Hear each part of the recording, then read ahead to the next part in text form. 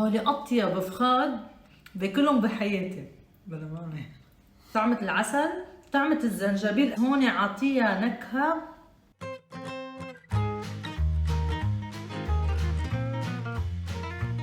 هاي أنا رزان، اليوم رح نتعلم سوا كيف منحضر فخاد على الطريقة الصينية.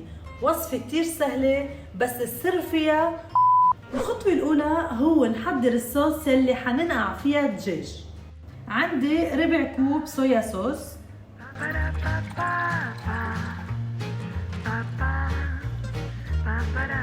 اي صوص حار موجود عندكم فيكم تستعملوه بهالوصفة. انا هون حاستعمل ملعقة كبيرة من صوص سريراتشا،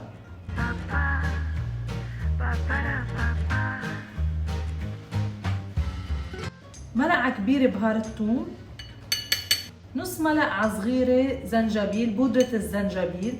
إذا مش موجود عندكم الزنجبيل كبودرة أو بهار فيكم تبرشوا زنجبيل طبيعي. رح حط 4 ملاعق صغار سمسم. بنفس الكباية اللي حطيت فيها صوص رح حط ربع كباية زيت، هون عم بستعمل زيت الزيتون، وهيدا كمان ربع كباية عسل.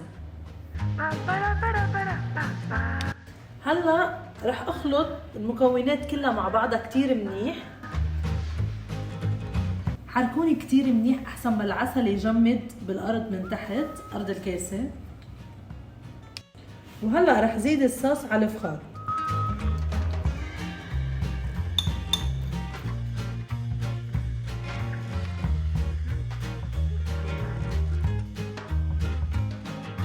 وهلا رح حطهم بالبراد منقوعين بقلب الصوص لمدة 24 ساعة. وما تنسوا مثل العادة إذا عجبكم هيدا الفيديو تضغطوا على زر اللايك، وإذا بعدكم مش مشتركين بالقناة اشتركوا وكبسوا على زر الجرس ليصلكم كل شي جديد أنا بحضره.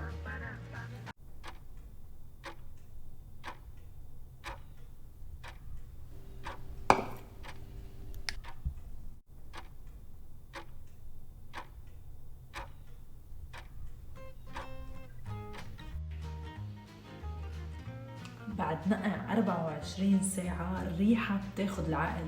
ريحة العسل مع الصويا صوص مع الزنجبيل كله على بعضه عامل خلطة غير شكل. وشو تؤكل هلا بعدين حنشوف اذا تؤكل، بس هلا الريحة بتشهي.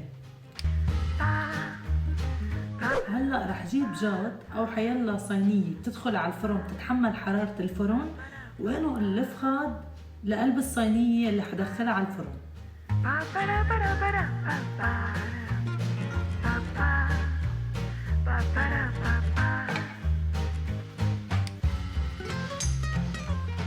وهلا على وجه كل فخد رح رش شوية سمسم. وهلا رح دخلهم على الفرن وكل شوي بقلبهم.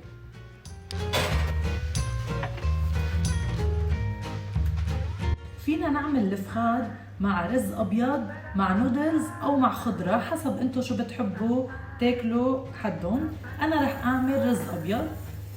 رح اغسل الرز كتير منيح. لكل كبايه رز رح احط كبايه ونص مي.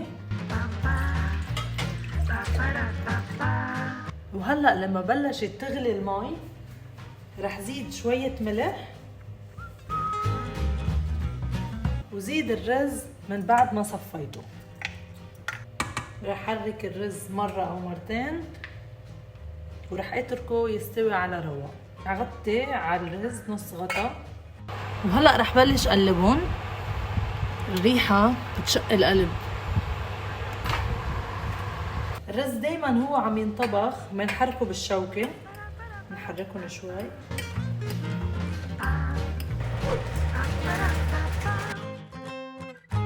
أخذوا تقريبا 50 دقيقة بالفرن، ولعت عليهم من تحت، وآخر شي آخر 5 دقايق حمرت الوجه. حبيت أقدم معهم رز، وهون للتزيين شوي رشيت رشة حبق. وهلأ رح أنقل الفخاد على صحن التقديم.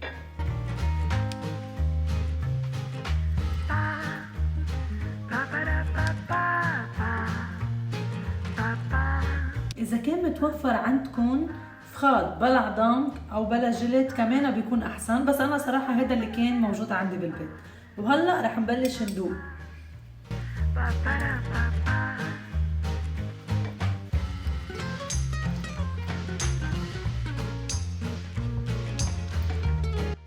وهلا رح ندوق طعمة الدجاج.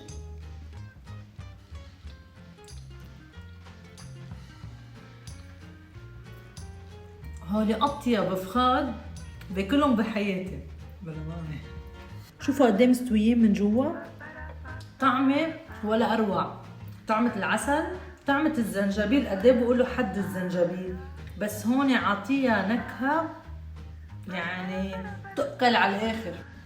وهذا الرز، انا عملت الرز بدون ما اضيف له اي نوع من البهار، بس تركته هيك على طعمته لحتى ما يضارب على طعمة الفخاد.